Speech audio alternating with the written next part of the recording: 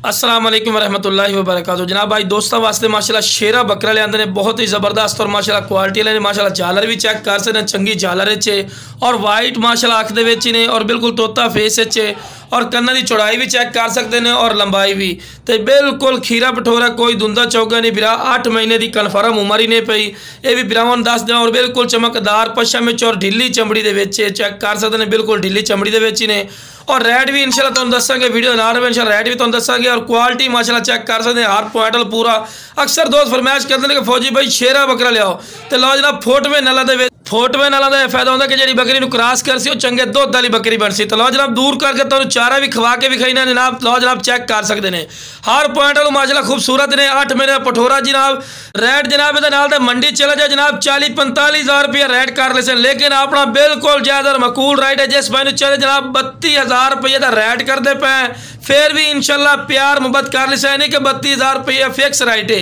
तो जिंदा वजन भी दस दे फिर 35 किलो जिंदा वजन ही नहीं पिया और माशाल्लाह क्वालिटी वाली चीज़ें पैर बनने क्योंकि तुहानूं फिर वीडियो बना के भी खावनी होंगी है इस करो जनाब रेट अक्सर दोस्तों ने जी जनाब वीडियो में फौजी भाई दस दिता करो जनाब रेट भी तुहानूं दस दिता ने एक्टिव ने सेहतमंद ने और डबल अड्डे और माशाल्लाह एक्टिव है तुहानूं खुद ही नजर आ रही है तो जिस भाई चाहिए जनाब स्क्रीन पर नंबर चलता फिर इस रबता कर लवे